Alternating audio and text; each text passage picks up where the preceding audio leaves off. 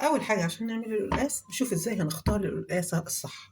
اول حاجه هاتيها طازه، بمعنى ايه؟ الجزء ده يبقى لونه كده ايه، بامبا كده فاتح وردي، يبقى اذا دي طازه. تاني حاجه ما تجيبهاش كبيره قوي ولا صغيره قوي، الصغيره قوي ممكن ما تستويش معاكي، والكبيره قوي ممكن بتبقى شايخه كده ومش حلوه ومش مسكره. هاتيها وسط زي ما احنا شايفين، دي وزنها تقريبا كيلو، الحجم ده كده كويس. هاتيها تبقى مدورة مش مطاولة، ساعات تلاقي القلقاسية كده ايه مطاولة شوية، دي مش بتبقى حلوة. هاتيها تكون مدورة. هاتيها كمان فيها الجزء ده، شايفة الجزء ده كده؟ الجزء ده معناه ان القلقاسية بتاعتك هتبقى حلوة. ميعاد القلقاس كمان هاتيه امتى عشان تخزنيه؟ انسب وقت ليه اللي هو من نص شهر واحد كده لغاية شهر اتنين كله، هتلاقي القلقاس بتاعك بيستوي ولونه ابيض وفاتح وزي الفل. دي الحاجات اللي انا كنت عايزة اقولها لكم عن القلقاس. انا دلوقتي ايه؟ اول حاجة، انا الطريقة بتاعتي يمكن بتختلف شوية، مش كلنا زي بعض. هتلاقي فيه ناس بتغسل القلقاس، في ناس لا ما بتغسلوش، وبيختلفوا، دي مدرسة ودي مدرسة.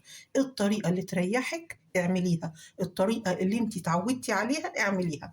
انا عن نفسي اتعودت على اني اغسله، في ناس كتيرة تقول لا غلط وكده انت بتنزلي الفايدة بتاعته مش عارفة ايه والكلام ده، بس انا جربت وكلتها عند ناس اللي هي مش مغسولة، نظرا لان انا مش متعودة عليها ما عجبتنيش. فبالتالي الطريقة اللي تعجبك اعملي بيها. حابة ان انت ما تغسليهوش، فبتجيبيه تقشريه وبفوطة نظيفة كده وتمسحيه كويس، وتبتدي ان انت ايه، تقطعيه وتطبخيه بالطريقة بتاعتك. انا هوريكم الطريقة اللي انا اتربيت عليها وسنين ما بغيرهاش خالص، هي دي الطريقة بتاعتي اللي بحبها. اول حاجة كده انا هقشر القلقاسة وارجع لكم. كده انا قشرت القلقاسة بتاعتي، ابتدي ان انا ايه، هقطعها.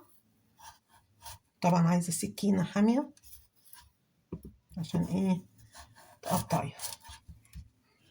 هنا بقى بعد ما بقطعها بغسلها بمية عادية خالص من الحنفية. أنا دلوقتي بالليل فبغسلها وانقعها لغاية الصبح، والصبح بقى أفضل إيه أغسل فيها مرة واتنين وتلاتة وأربعة لغاية ما تخلص تماما من السائل اللزج اللي بينزل، وبعدين نطبخها بالطريقة اللي احنا